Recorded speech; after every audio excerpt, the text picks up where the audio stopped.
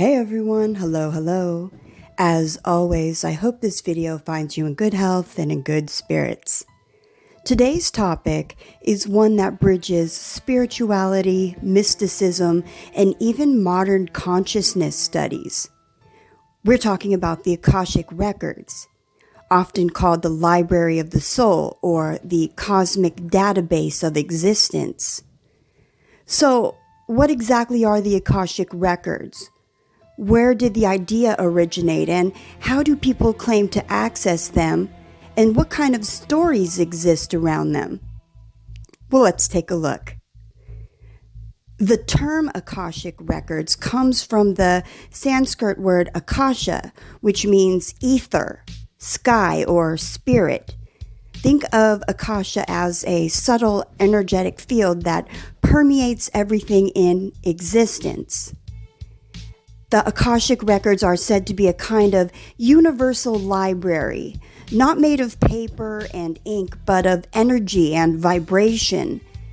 They're often described as a giant cosmic hard drive that contains every thought, action, emotion, and intention across time. A record not just of the past, but of the present and all future possibilities.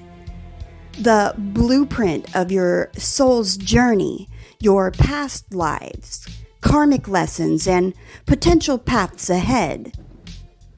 Some mystics describe entering the records as walking into a vast library with endless shelves, while others experience it as streams of light, symbols, or direct inner knowing.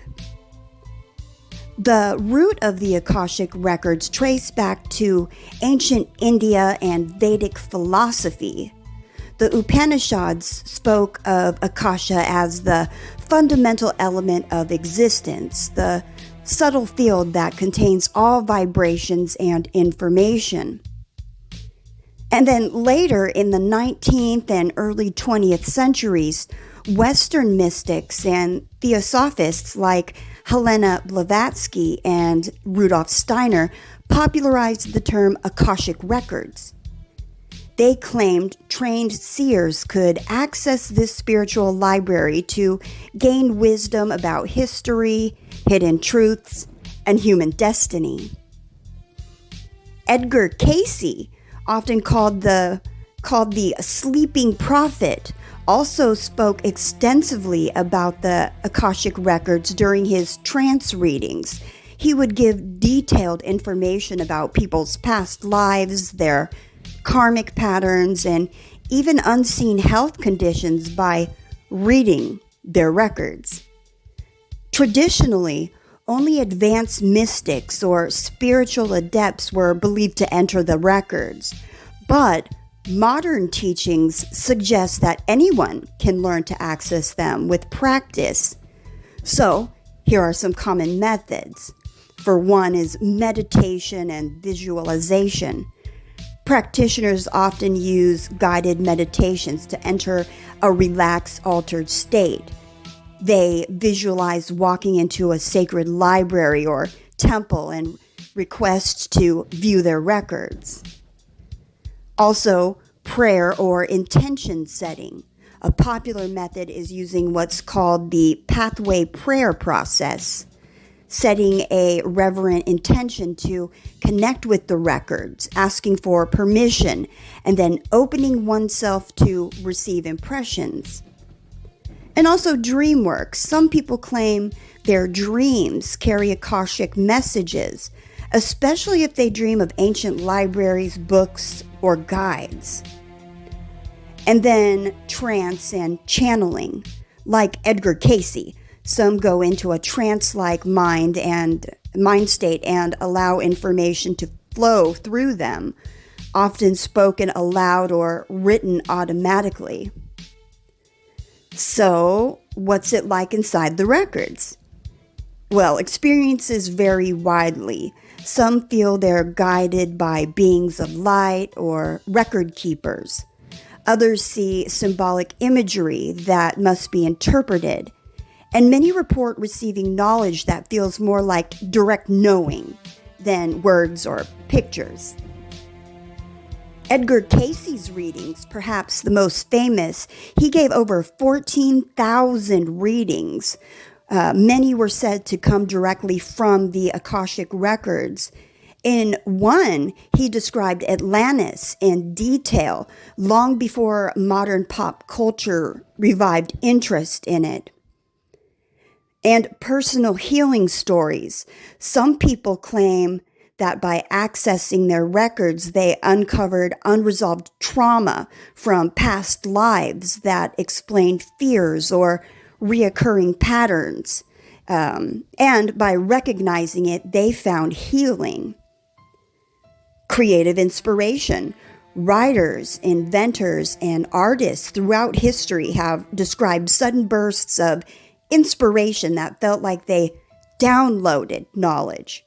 Some interpret this as brushing against the Akashic field. And then shared records.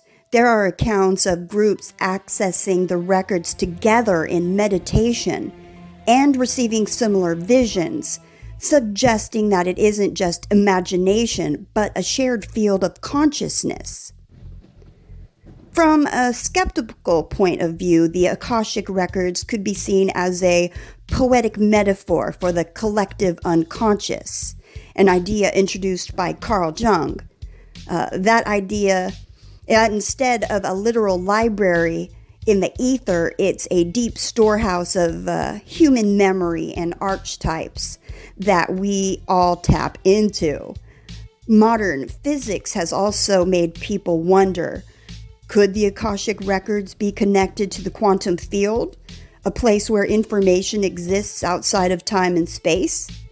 Some scientists, like Ervin Laszlo, have even proposed the Akashic field theory, suggesting that universe itself is encoded with memory.